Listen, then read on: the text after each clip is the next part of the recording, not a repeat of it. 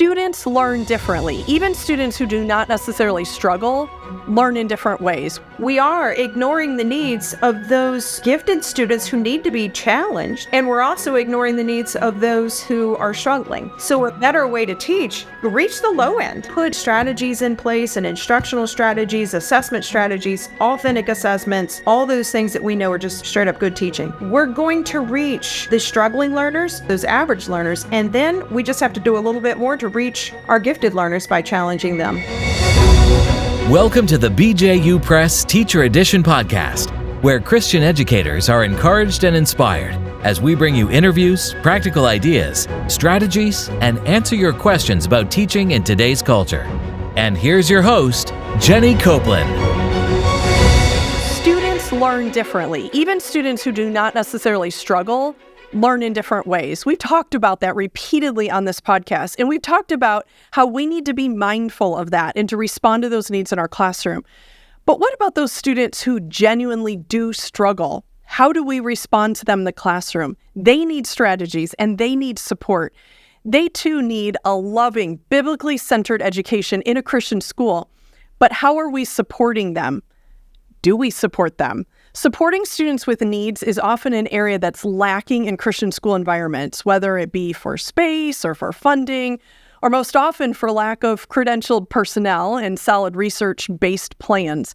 Today, we're going to talk about ways that Christian schools can come alongside and support students who are struggling, including identifying the students, knowing those legal expectations, and finding personnel to support those types of programs.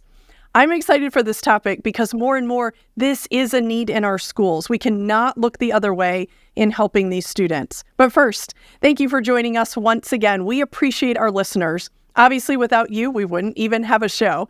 If you have friends who are not listening in, please do share this podcast with them. Don't forget to follow us on social media. We're Teacher Edition Podcast on Facebook. And by the way, we're Teacher Edition Podcast on YouTube now as well. If you haven't found us there yet, hop on over and watch this interview. And you can also find us on Instagram and TikTok at Teacher Edition Pod. We are getting some great questions that are coming in from the audience. So lastly, I want to invite you again to go to our website, teachereditionpodcast.com. There you can subscribe to our emails. You can also submit your stories and your questions. It's quick and easy. And in submitting a question, you're most likely not the only one who is wondering about that topic. So just go for it. We look forward to receiving those, and we will share them on the coming shows. As a reminder, as we do have the questions and stories come in, we will share those at the end of the episode, so be sure to listen all the way to the end each time to catch those questions. So we are privileged to have Lisa Joyner with us today. She brings so much expertise to the table for this topic today. Lisa didn't always want to be a teacher, which is interesting to me, but God gave her that passion. She earned her undergraduate degree in English and history, and then she taught middle school and high school English and history in a Christian school for many years. And it was during that time that she became frustrated because she didn't know how to support her students that were struggling.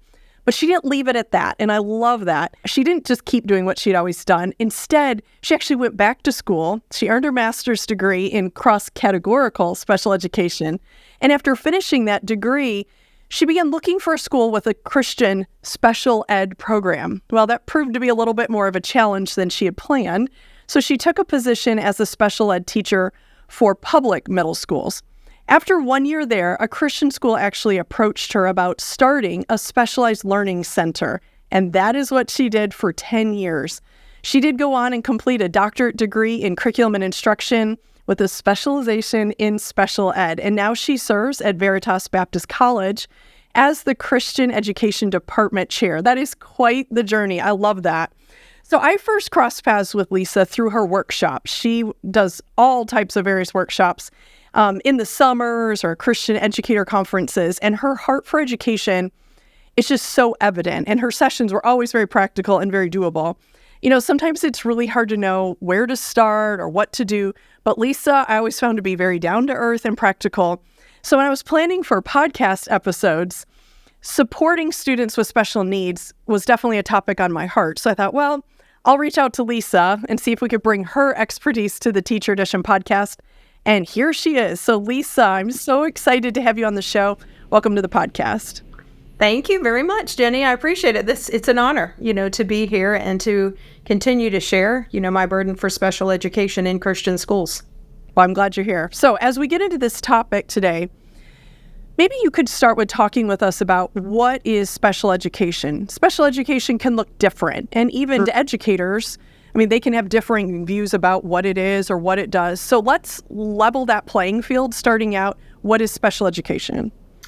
Great question to start with, because special education is basically individualized education for each student.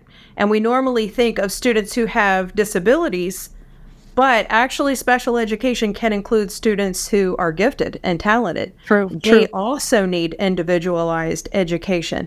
And when we say special education, unfortunately, many people get a vision in their head of extreme special needs. They think of physical disabilities and maybe someone who is nonverbal and in a wheelchair. And of course, that is included in special education.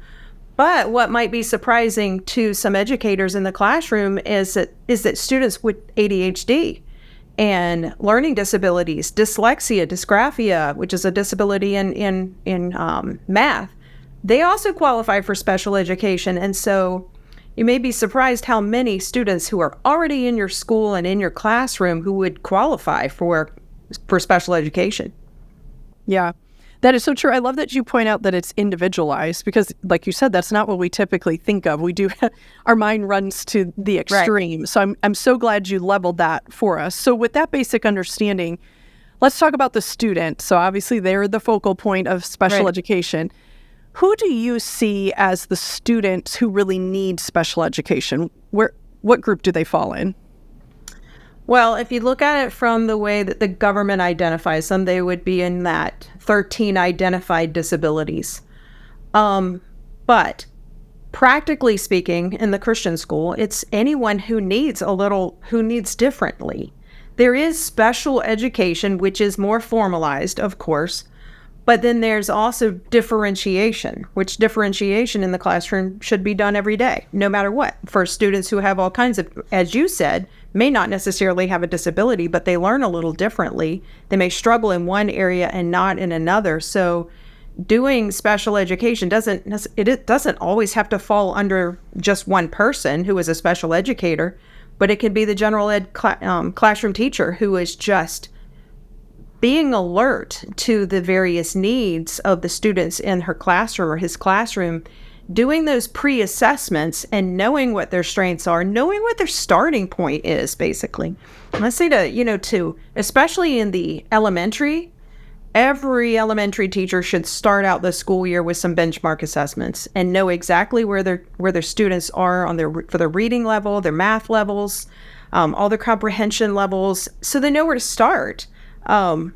It's been unfortunate in the past, who knows how many years, in our colleges that teachers have been taught to teach to the middle, which we know that, well, I know this. I'm a terrible bowler. Okay, I don't know. Jenny, do you ever go bowling? Oh, yeah. It's usually kind of a comedy routine more than a true competition. Me too. And I insist on having the bumpers on the side. Oh, absolutely. Yeah. Who wants that gutter? Yeah. Exactly. Or else I'm a gutter ball all day long. As soon as I might be okay in the first few, but then my arm gets tired. Okay. But I've learned I watched a video once it was by an educator. She's a secular educator, but boy, does she make the point really well. She said she learned some things from professional bowlers. And she said professional bowlers will tell you that if you're going to get the most pins down, you don't aim to the middle. Because if you aim to the middle, you might get those middle pins, but you're going to leave the ones on the side. True. That next shot, you only get one more shot after that. That next shot is the hardest one in the entire game of bowling. You're not going to get both sides. You might be able to get it down to that side and get those, but you're going to lose the others. Whereas instead, if you start out by aiming to one side or the other and put your efforts there, you're going to knock off more pins, and then in that next shot, then you knock the rest. And I know it's not a completely perfect analogy to education, but it speaks to me because I thought, you know what? When we just shoot down the middle, we are ignoring the needs of those gifted students who need to be challenged And we're also ignoring the needs of those who are struggling. True. So a better way to teach is I agree, reach the low end, okay? Because if you can put in strategies in place and instructional strategies, assessment strategies, authentic assessments, all those things that we know are just straight up good teaching, we're going to reach the struggling learners. We're also going to reach the middle learners, those average learners. And then we just have to do a little bit more to reach our gifted learners by challenging them. Yeah. Excellent analogy. I really like that. Of course, that's assuming, that you can aim. The bowling aim, I haven't gotten much, but hopefully in education, we could do a little better on that. So arm strength, that helps too, and I don't. Yes, true. Yeah, good point. We could work on that. Okay, so the $1 million question, how can Christian schools support students with special needs? So often teachers are quick to identify something just doesn't seem right, but then what? Even a highly experienced teacher will likely just not even know what to do. Like, what is the best thing to address those needs? So what do you think, what can a Christian school do? Well, starting out with some investigation. I've been surprised at how many teachers don't go to the file room and get the cumulative folders on their students before they start the school year. That needs to be done within weeks of before the school year starts. I mean, go get those folders and see who these students are. Look at their prior testing. Most Christian schools use either the Stanford or the Iowa Achievement Test. Look at the results of those. Look at their grades and any anecdotal notes that have been taken. And is there an IEP? If this kid came from a public school, is there documentation of a disability there? Just read through that. Talk to parents. As soon as you begin to think, something is maybe perhaps amiss. Well, you don't immediately jump to this child must have a disability. That's not where we go first. That's why I say do some investigation. Ask questions. I'm going to go back to assessments. Go back to the benchmark assessments. If it's in the elementary, math and reading, that's going to tell you a lot. And if it's on the higher, the middle, and the high school, well, then that's where the testing, that you see from the Iowa, et cetera, and see what grade level they were on. Talking to parents. Finding out, for instance, let's just say you have a student who's really struggling, and then you look in the folder and you see that they have been tracking at 1 or 2 grade levels behind. Well, now you understand this child, there is something going on. And so therefore, a longer conversation than we have today, Jenny, is how to begin documenting, and in order to help the parents to, go through some testing so that they can find out what's going on. But you might find out that this is a new problem and that things have been going along well. This child has been on grade level, but now they're not. Well, then that's also where those questions come in. How is the child sleeping? Did anything go on over the summer?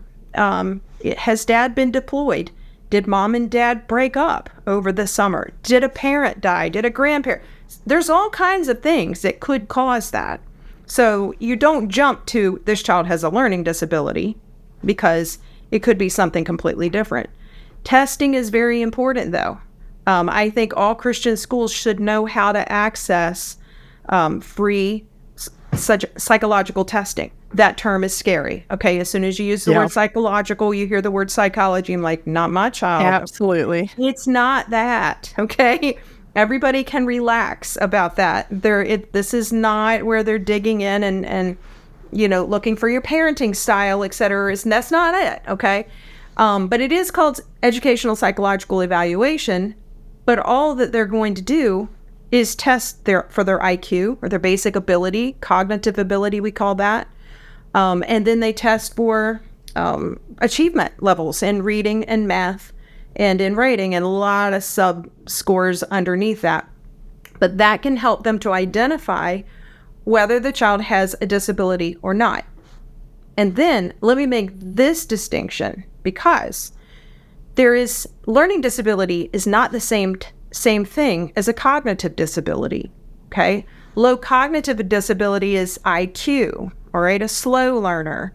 A learning disability, in order to be diagnosed as having a learning disability, you would have to have at least an average IQ to be considered learning disabled. It means that your ability is here, it's higher, than your achievement ability. There is a gap there, okay, between what you should be able to do intellectually, but what you are actually doing, then that tells us, oh, there's something going on, and we respond differently.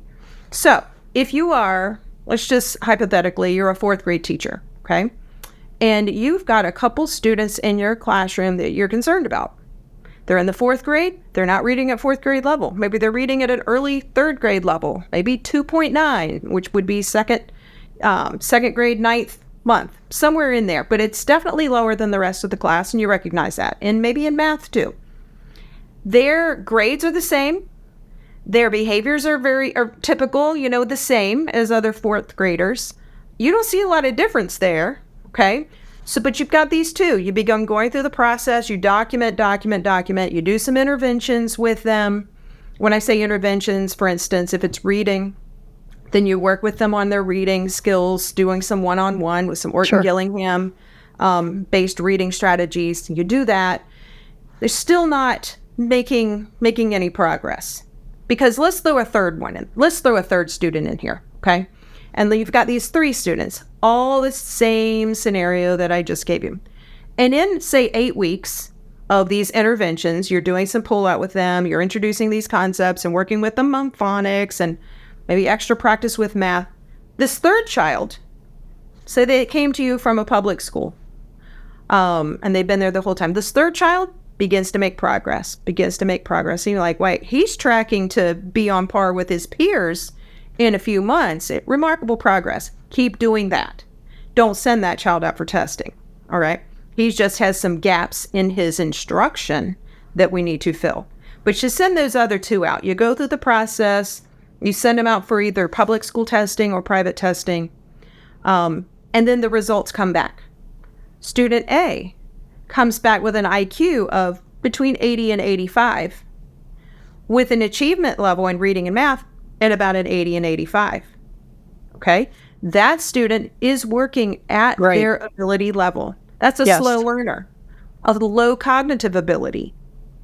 Student B comes in at 100, 105 for IQ ability, the cognitive ability. But the achievement also comes in at about an 80 to 85. You see the difference? Yeah. Student B has a learning disability. Student A has a low cognitive disability.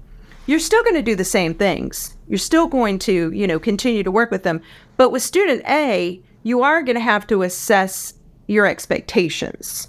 And you might have to dial it back a little bit so as not to frustrate. You're still going to push. Of course you're going to push. Sure. But you realize that, but not so much as to cause frustration.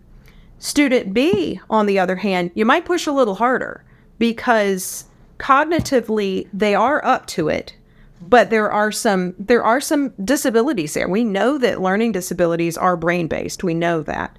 But we also know that they can be overcome with some good, solid interventions. Yeah, I probably answered that way more thoroughly than what you were looking. Excellent. That's excellent, because I think that is often where we don't go. We just say, oh, there's a problem. How can I, scaffold here? Or how can I support them somehow? We don't take time to investigate. So I love that you pointed that out and then explained, what you find and the differences in those, because that is so often overlooked. No, it's perfect. I would venture to say that most educators are aware that there are some responsibilities on states or on counties to provide special services to struggling students in their state or in their county. This might look like speech language therapy, diagnostics, things like that. Where does the Christian school fall in that? What laws do Christian schools, I guess, have to follow regarding special education? None of them. Short answer, none. We don't have to follow any of them because we are private schools. Public schools, on the other hand, do have some obligations toward Christian schools. Their obligations are towards the student, not toward the. Let me say, their obligation is not towards schools. Right. Their obligation is toward the students. Right. And so, they have to agree to test if the child is considered eligible for testing. Okay. So they have to do that. They have to give speech and language services, OT services, if they qualify for that. But there are 50 states in the union, and every state is a little bit different. I'm in North Carolina, and trying to get a child considered eligible for speech and language services is very, very difficult. Yeah. I know that in other states, it's not so very difficult. But back to the fact that with IDEA, no, we don't have to follow.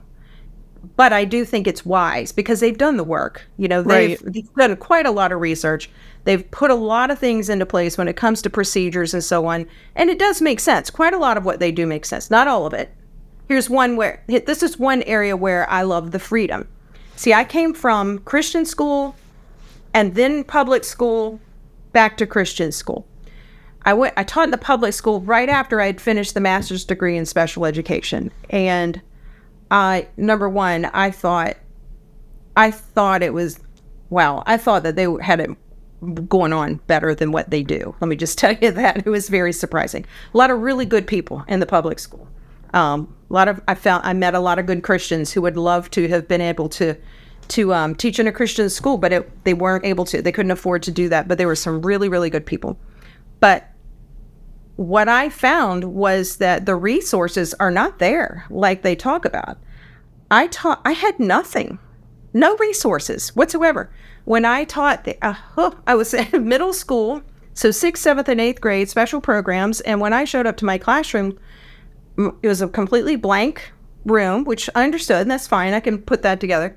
But there were no books. I was like, oh, just an oversight. All right, so I went to the office, and I asked where my curriculum was, and she said, what do you mean? I said, teacher manuals, heard of them? And she said, oh, I don't know. I'm like, okay. She said, maybe ask the principal. All right. So I went to Mrs. Can't remember her last name. So I went into her office and introduced myself as a new teacher. And I said, I'm wondering where my curriculum is. And she said, what do you mean? I thought, what do you mean? What do you mean? What? I taught standards. Have a nice year. I know. I'd been teaching in Christian school for years. And, my stack of teacher manuals was, I'd say 3 feet tall, something like that. And I got nothing. I had to create it all by myself. So that I learned something from that. And that was, first of all, not everything that they're doing is wrong. Okay. Because for one thing, you know what public schools are doing? They're accepting students with special needs. They went on that point. Wow. Okay. 100% of the public schools in America accept students with special needs. If I said 10% of Christian schools accept students with special needs, knowingly accept students with special needs, I might be exaggerating. So anyway, we're going to give them that point. And now I've lost my train of thought. I was talking about what they're doing right versus, when it comes to the curriculum, they don't have. Yeah. So I learned that Christian school educators need not be intimidated and think, oh, they know how to do it over there. They're taking care of kids with special needs. We don't have, and I have heard this from so many administrators who say, we just don't have the resources. Wait a minute. Let's talk about what resources you say you don't have or do have. You've got qualified teachers. You've got teachers that love the Lord, that are teaching from a biblical worldview. You've got quality curriculum. No matter what curriculum you're using, you have curriculum and it's good quality stuff. You've got good facilities. What else do you think you need to teach a child who learns a little differently? Now, in the public school, maybe the resources for the younger children are a little bit more there, but not even that. But in middle and high school, the way that they are shifting right now to what there is called full inclusion is a huge problem. And when I was working on my dissertation, inclusion was one of the things that was in the topic. So I had to do a great deal of work on the literature review. And I went into it thinking of the term inclusion, not realizing it had so many definitions. I defined inclusion the way that it made sense to me, but it was through a biblical worldview. My lens is a biblical worldview. When I think inclusion, I think of including people of all abilities or disabilities, of all ethnicities, of all economic ability or economic levels, all of them, the way Jesus included all. However, inclusion has become a social justice issue in the United States, not just the United States, but the entire world. And it doesn't just mean that anymore. It is inclusion of even sinful behaviors that are choices. And so it's become very popular to throw the term around of inclusion. And so I have to be real careful with Christians when I talk about inclusion. Like, wait a minute. My version of inclusion is actually, I call it biblical hospitality. I borrowed that term from a Christian theorist named Dr. David Anderson, who has written several books on biblical hospitality and inclusion in the Christian environment of schools and ministries and so on. That's what I mean by inclusion. But full inclusion is real popular in public schools. And what they're doing is basically getting rid of the separate setting for students who have more extreme disabilities. They're getting rid of the resource classrooms for students that do need pullout.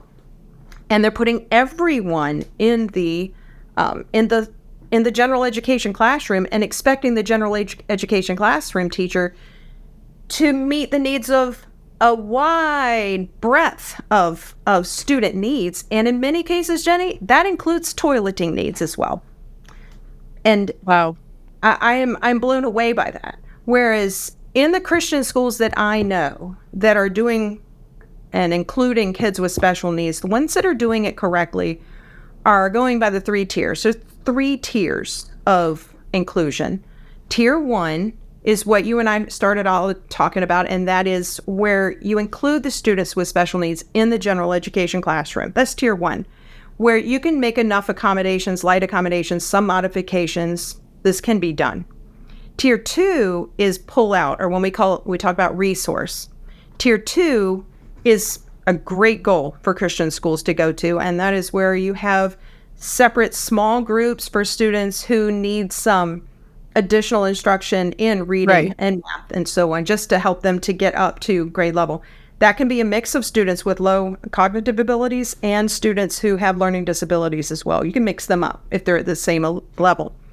And then there's a 3rd tier. The 3rd tier is what many at times we assume is special education. That's tier 3. That's a separate setting where the students are basically all have some sort of diagnoses that lends towards a lower IQ ability, and but they still have worth in so many and strengths in so many different areas. But they benefit from a separate setting, right, with their peers, grade level or not necessarily, but at the same level academically and learning skills that make more sense for them, some life skills. That's tier 3.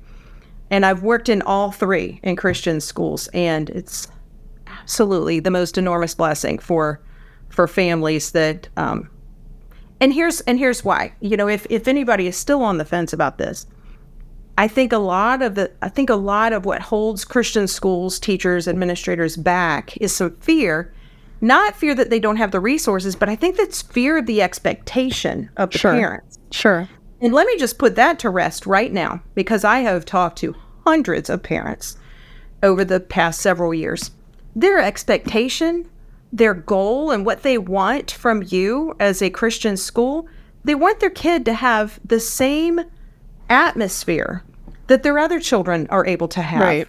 Right. They want their kids to be raised, or not raised, but they want their kids to be surrounded by and influenced by Christian school teachers who have a biblical worldview, who are going to integrate that biblical worldview into every single subject. That's what they want. That's right. They don't expect you're going to fix their child.